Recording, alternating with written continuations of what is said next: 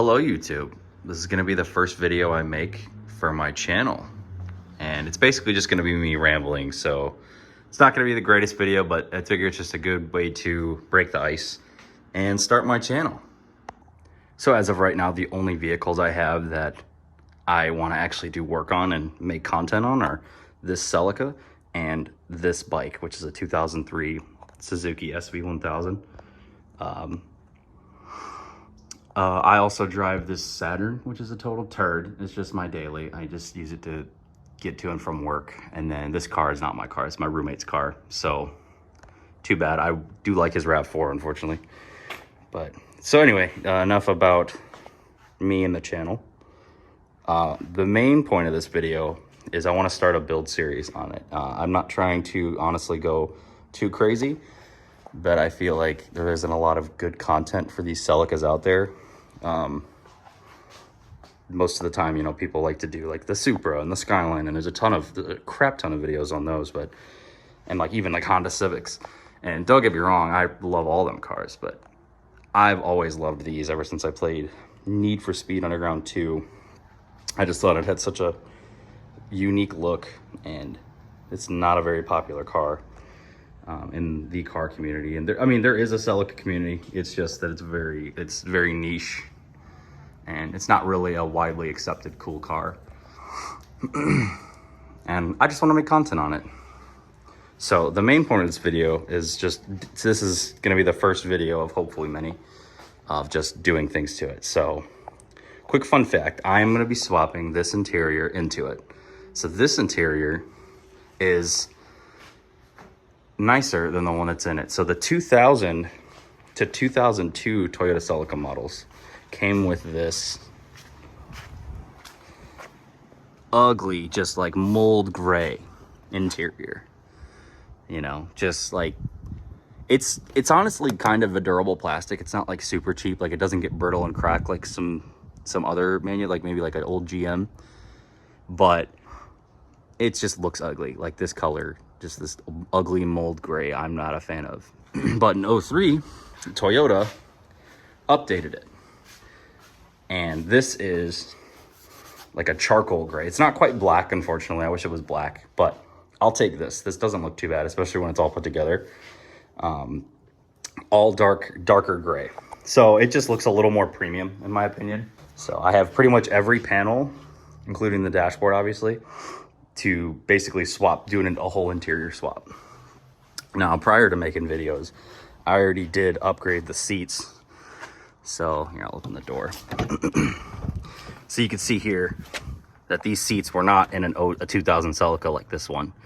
This has clearly got the dark charcoal on it and the blue suede. So I already upgraded these seats probably about a year ago. I bought them from some dude in the Bay Area. Excuse me. So yeah, I already have the seats covered, and they're much nicer than in most of the leather seats that came stock with GTSs are just all torn, especially the driver's seat. So I wanted to change that, and I got these suede ones, which these aren't in the best shape, but I mean, when they're cleaned up, I mean, this interior already looks much nicer than a standard used and abused GTS. So yeah, let's get into it. So I've already off camera prior to this video, I went ahead and detailed all of these panels because the interior I bought from the guy, they were honestly in pretty dirty shape. I had to clean them up. So I spent a day, got some degreaser and a brush, and I just cleaned all these panels. I started to protect them with Supreme Shine as like a protectant after I've cleaned it.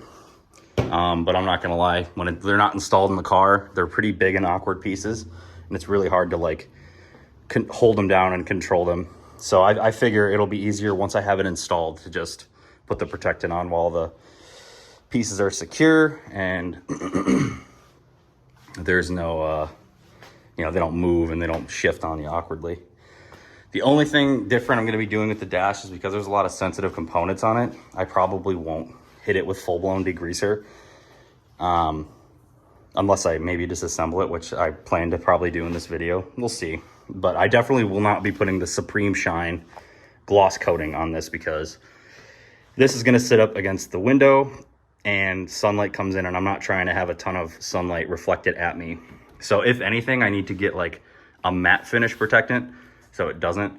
But honestly, this dash is pretty clean. It's not as dirty as the rest of it. I mean, the inside, these like inner parts and on the back, it's got tons of dust, which I can get out without getting it all wet. But I probably will clean it, the surface, with just like glass cleaner. Glass cleaner is less messy, and I'll just kind of hit it with some glass cleaner and a microfiber and just kind of wipe it all down. But I probably won't hit it as intensely with degreaser like I did the rest of the panels. But yeah, it's the same exact interior panels, just a darker mold, which I and most of the Celica community can agree is a much nicer looking interior. I also went ahead and got, it's kind of hidden under all this stuff, but I also went ahead and got an 03 Plus, an 03 Plus gauge cluster as well, because the gauge, I think the font on the gauges just looks much cleaner, simple, and nicer. And it's obviously not lit up, but this part's this is an electronically lit instrument cluster on this side, and it shows your gas and your coolant. And the gas meter, they tried to, on the 2000 to 2002, the one that's in my car, they tried to make it look fancy, but I think it kind of looks bad. But this one, it kind of simplifies it and just makes it look like a nice arc. Better if I just show you than tell you. Gotta find my keys first. I don't know where they are. Found them. Anyway, like I was saying, I will show you what the 2002 gauge cluster looks like. It's already off the bat. You can see that the font on the gauges is different. So you can see that the gas gauge kind of, it's not consistent. You can see all the little ticks on it. They kind of like decrease and increase in size, and they kind of change angle, and it's supposed to like match the font, the theme of what's going on, and it does. But I just like, you'll see whenever I get it installed how different it looks, or maybe I can pull up a picture and insert it in the video. I don't know. Yeah, the gas gauge I'm pretty sure stays, or I'm sorry, the coolant gauge I believe is the exact same though, and honestly that's fine. There's really nothing wrong with it. It's just basically a digital version of what an analog gauge would be. But I mean, overall, it's not as cool as like an S2000 gauge. But I mean, for 2000, this was pretty cool. It was different, you know. So, but I'm excited to be upgrading that. And then this is my 2003 Suzuki SV1000. This bike honestly has no issues whatsoever. I mean, it's not perfect, but I definitely want to do like a tune-up on it completely. I definitely think that, you know, the intake could be cleaned out. I don't know if these things, I'm assuming this has like an air filter for the intake. That could probably easily be replaced. But, you know, coolant flush. I've done the oil change and the chain lube consistently, so that, you know, is what it is. But just everything else, just do a full refresh on this thing, you know, treat it like it deserves. I have taken off this front fascia before, and I did the bracing that wraps around the glass here. So there's like a metal tube that essentially is like the part of the frame of the bike, and it goes like that. And it also supports these side mirrors. That side's solid. This side is loosey-goosey because when I took it off, the metal was basically like rust broken off right here. And I tried JB welding it back together when I had it off previously, and I don't think it's working out because I mean, this still flops around like crazy. And I know it's also missing some hardware too. So I mean, this bike has definitely been used. It has a lot of miles for a bike. I think it's just shy of 50,000. This was my first bike, so I definitely dropped it a couple times. But overall, I mean, for being as old as it is and the color that it is, I mean, it's still pretty clean. Especially when it's dirty now. I haven't washed it in a while, but like, I mean, it's got bugs and stuff, but it's very clean. Like when I clean it up, it really shines in the sun. The tires, when I bought it, were pretty new. They're kind of used now, but I mean, they're still good. And I just love the look of these, 90s, 2000s era bikes. They just kind of, to me, have a very unique look to them. And this was like before the era of blacking out everything. If you look at like any brand new bike now, that's all just like, it's all blacked out, like the frame, the wheels. And don't get me wrong, it's a good look. I'm not saying it's a bad look, but just, I kind of like what's not popular just because I like to go against the grain. And I'm not gonna lie, with the orange, the alloy I think is the way better choice than black. It kind of, you know, maybe it gives like a dreamsicle vibe, I'm not sure, but I just love the 3-spoke, the alloy with this like copper orange. It just looks so good. Another reason why I really like the SV platform, especially like the second gen, which is what this is it's not quite a naked bike and it's not quite a full fairing race bike. And what's cool is I've seen it everywhere. I've seen them look naked, and I've also seen them look completely faired. So they kind of go both ways. I love this exact setup on it, where it's sort of like in between, where it still has the front fairing and it still has this like bottom fairing, but it has a lot of the engine still exposed, and you can really see, you know, like the engine, but it's like has that sporty look. You can see like all the angles of the bike, they kind of just, they all go in the same direction, even from down here. It just kind of evokes this like sporty kind of feeling. I probably should move the Celica, but I'm lazy. So yeah, I just think it's a really good looking bike, especially with the 3-spoke, and could be an unpopular opinion in the but I'm unpopular, so I don't give a shit. But this is a V-twin motorcycle, so it's not like most sport bikes that you see on the road, which are either inline 3s or inline 4s, and maybe even like duals. So 2-cylinder, 3-cylinder, 4-cylinder, all inline style motors. Have no issue with those. I love all engines. But to me, the V-twin kind of gives it that like muscle car sound. It's a lower, you know, it's just like a more like bassy, throaty kind of sound, especially with this Yoshimura aftermarket exhaust that's on it.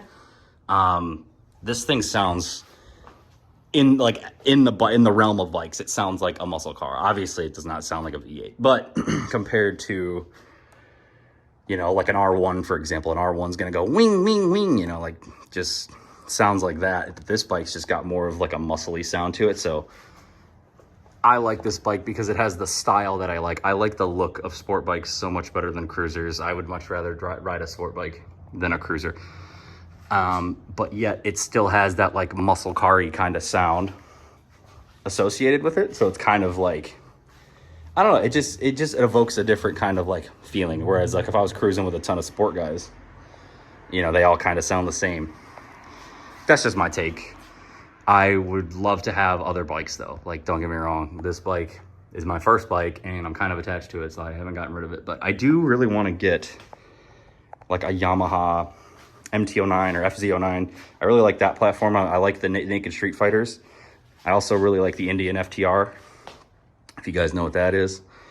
But yeah, no crazy plans for this bike yet either, but other than just, you know, tune up, make it great again kind of vibe. But I don't know, we'll see. But this is going to be the main focus. This thing needs a lot of stuff. I need to do the headlights. I need to detail it again, really protect it. I'd love to get like a ceramic coat. Obviously the interior panels are going to be a thing.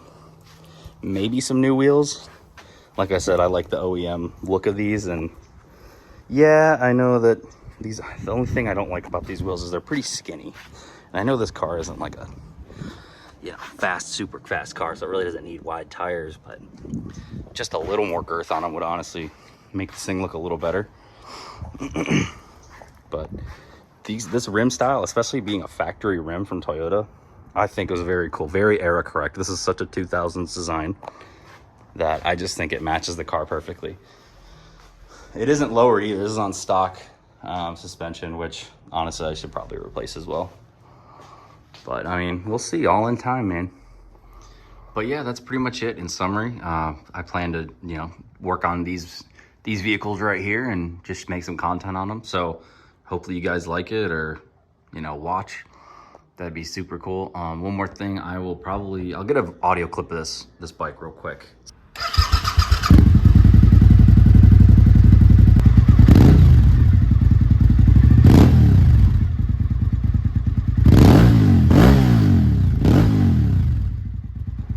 So yeah, that's pretty much it, guys. These are the vehicles I'll be working on.